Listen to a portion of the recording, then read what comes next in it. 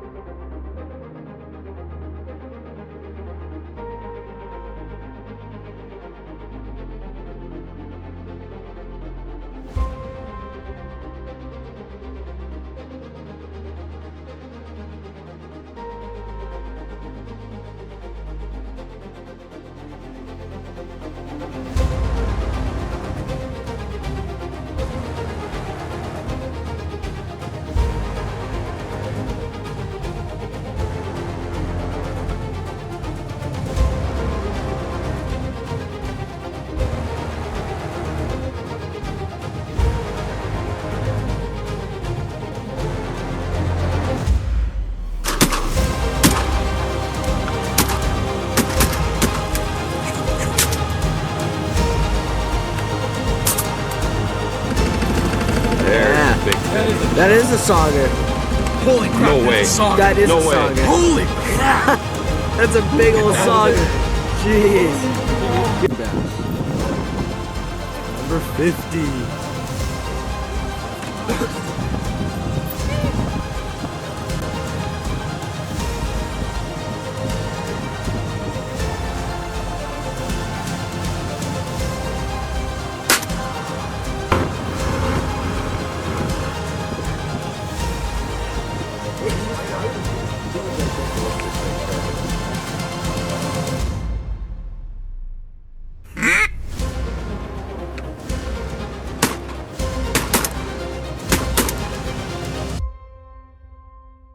First I want to go over how to identify teal.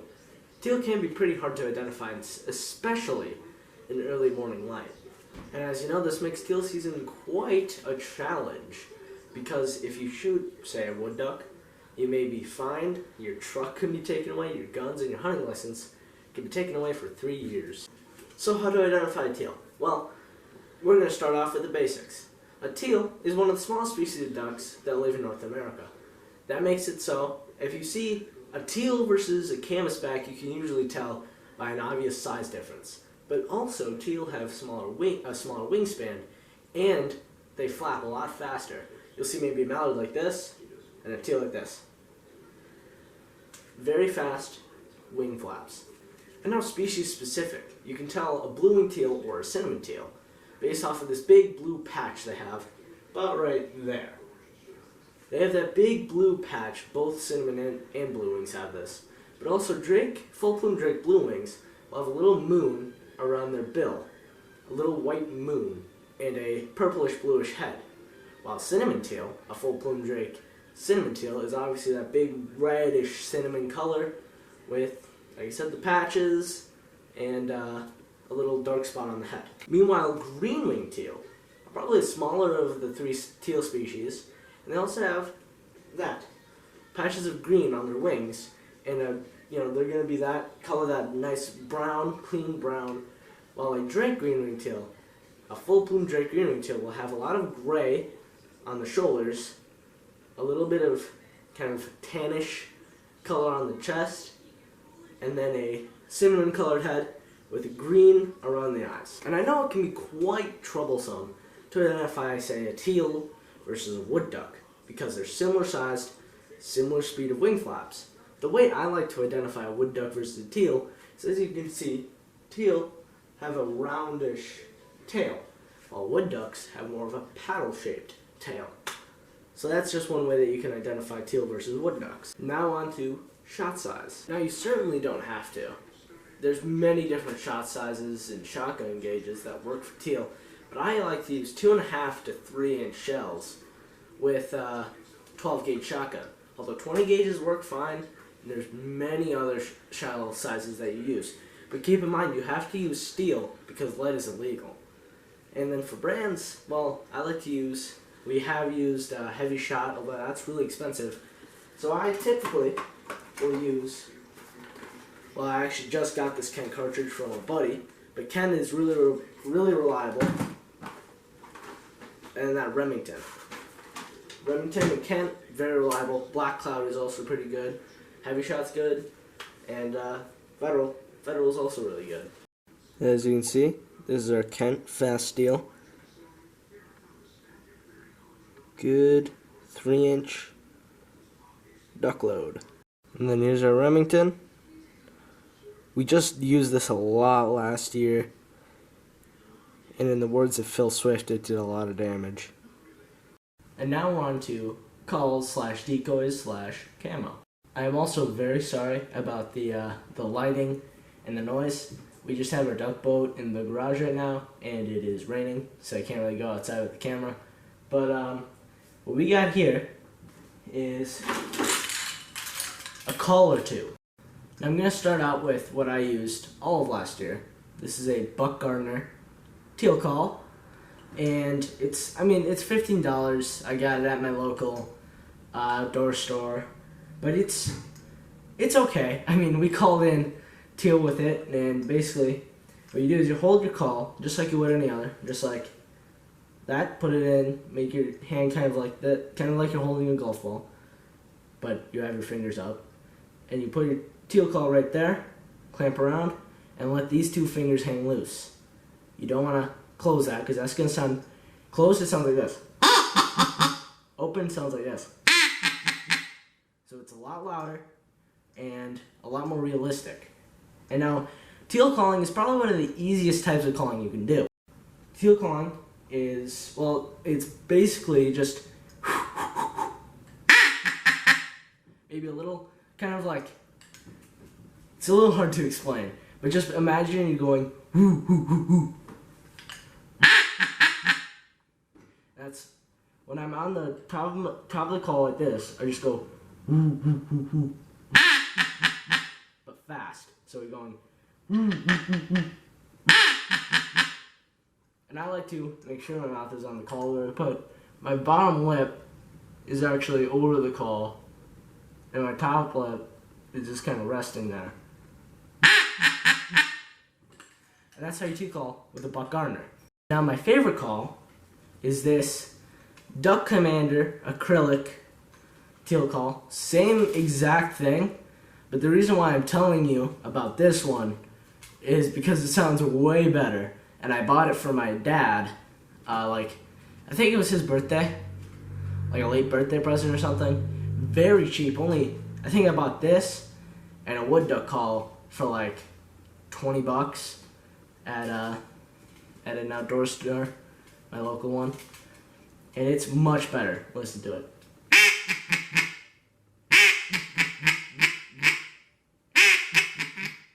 Much better. Now either one will work. You got Duck Commander, and then Buck Gardner. Either one will work because we didn't really use this one this year, unfortunately, but we used my Buck Gardner quite a lot. And a funny story, actually, we had this blue wing. It was ice that day, very cold. We had a blue wing come in. It landed on the ice, just barely out of range, and and then it right back to me. It's pretty funny, and eventually it flew up in the brain and shot it. But I did talk to that teal for one time, and he talked back. It was pretty cool. It was definitely a unique situation. Alright, now on for decoys. For decoy spreads, you can have the most basic spread, just a horseshoe or a V, and it'll work. You don't need really the most unique spread to call in teal. They're just a basic duck. They're not something insanely intelligent. So just a basic horseshoe will work. They'll come into that. They'll come into a mallard call. You don't need a teal call. This is just all the fancy stuff if you really want results. But for specific decoys, obviously teal decoys, but here's another thing that I don't see people use. This is a Flambeau UV Vision widgeon decoy. Widgeon, I learned this from Ducks Unlimited.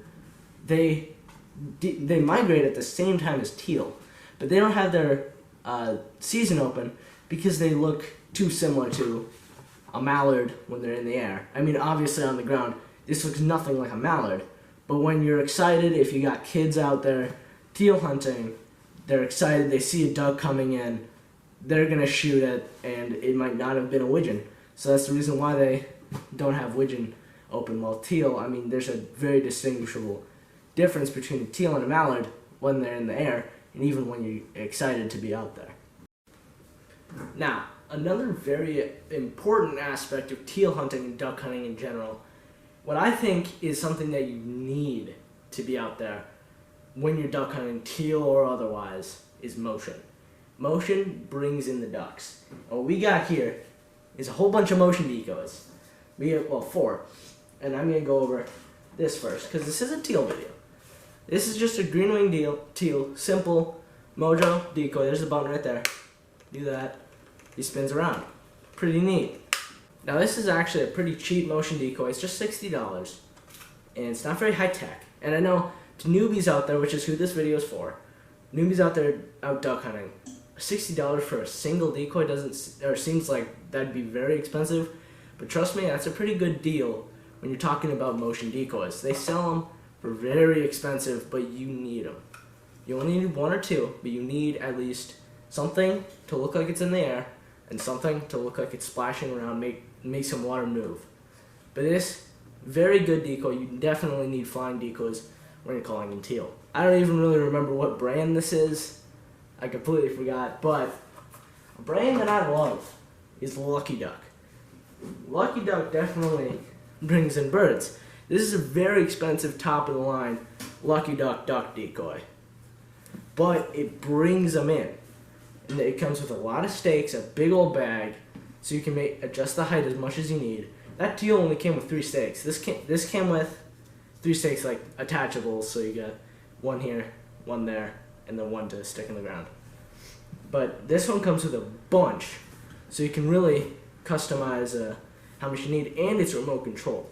A remote controlled duck decoy is very important, because then you have it off while ducks aren't spinning around and you're not wasting battery. That one, you're wasting battery the entire day.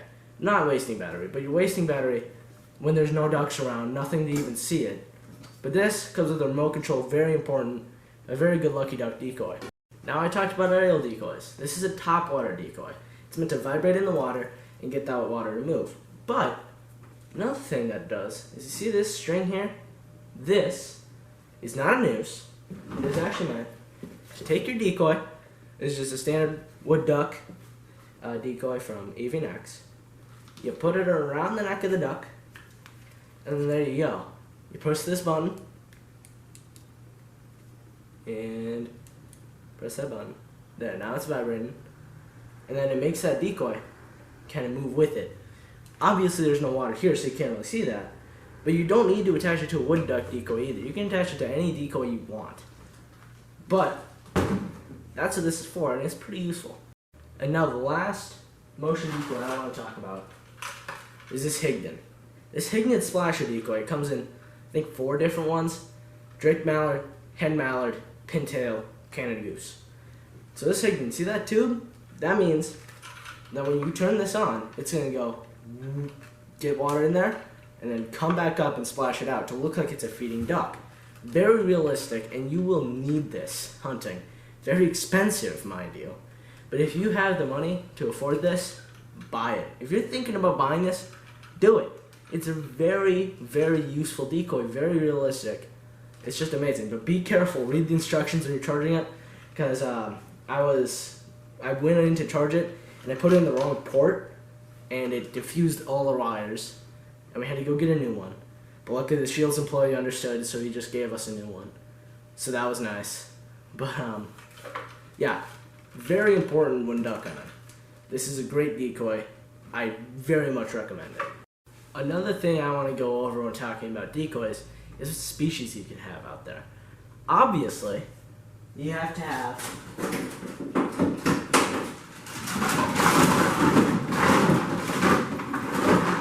some teal decoys. Look. But what else you need out there? Well, I would heavily recommend mallard decoys. Everyone likes mallards. Humans, ducks, other species of ducks, they love mallards. Also wood ducks. Wood ducks are good to have in a spread because they're similar size to teal, and teal are just kind of like hanging around them. And they also migrate at a similar time, just like I was talking about with the widgeon. Another thing to have out there is honker decoys. Because geese surprise you when you're least expecting it And early goose season is also quite fun while you're out there doing your early teal hunt. But yeah, lots of decoys are helpful. Do that horseshoe type thing, funnel them in to the right spot, and then you will have a blast, quite literally. Now, a thing I definitely want to talk a little more about, are these decoys. I like to set them up on a little Texas rig, and just put all the teal decoys on the same Texas rig. This is a Flambeau green wing teal. Very cheap for how good it is. UV vision. UV vision is very important. I'll link the Flambeau video that they have in there because it covers it pretty well. But ducks see in UV, and having decoys that emit a UV ray, very important. And then you got your blue wing teal decoy. I don't set out any cinnamon teal decoys because I don't live where they live, so I have no chance of getting any. But blue wing teal, also very important. Same price as the green wings. And here you can see that little moon that I was talking about by the bill, and just everything else. So it's very important. I like to have both species of teal out there while I'm teal hunting. And the last thing I want to talk about, in the garage at least, is camo. Now camo, very important when duck hunting, obviously. We got a little Camo boat job, custom. This used to be a fishing vessel, and now it is our duck hunting vessel. So as you can see, camo paint job, very nice, done by Braden. And what we have here, so we have Velcro on this camo. We're planning on getting some new stuff because this stuff tears easily. But it's just on poles, and you can slide it and also tear out the pole. The pole goes in at these little eyelets right here. But yeah, you can slide this up, make sure not to grab the pole when it's not tied out. But you have to make sure that you have the sun to your back, or you have to make sure you have solid weed coverage at your back. Because we didn't one day, big mistake. It was sunny, and every duck would see us. They get close, see us, and they would flare. So make sure you got good weed coverage, or have very really realistic camo on your boat. We just have this for now. We're gonna improve it soon. But yeah, that's what you want for camo. So that's camo. But I also want to talk about. I have this Ducks at a Distance DU manual, and it has a lot of good stuff, as you probably saw, and it does have quite a lot of stuff about the teal. So there you go. There's blue wing teal. Feel free to screenshot that, blue wing teal, cinnamon teal. Screenshot that if you want. And there's green wing. So it's pretty good. I mean, it's got useful information. Length, like I didn't know a green wing teal was exactly 15 inches. Quite hardy, some green wings stay as far north as open water is found. So this is it has a lot of useful information. Just read some good stuff from there. But other than that, got a couple other things to talk about, some cool teal facts. So one thing that you are probably going to have to expect while teal hunting is the fact that you are going to see blue wings in early September through the majority of the year, honestly. Early September, I give it early September till mid-October. And then that's when the green wings come in. I'm not sure when cinnamons come in. And I'm talking about early season northern up here, up in the Midwest, like where I'm from, Wisconsin, and all throughout North, South Dakota, Nebraska even, and stuff like that. But you'll see those blues in September. Cinnamon teal, I don't know when. But then you'll get November green wing teals. Green wing teal. You'll get them later in the year.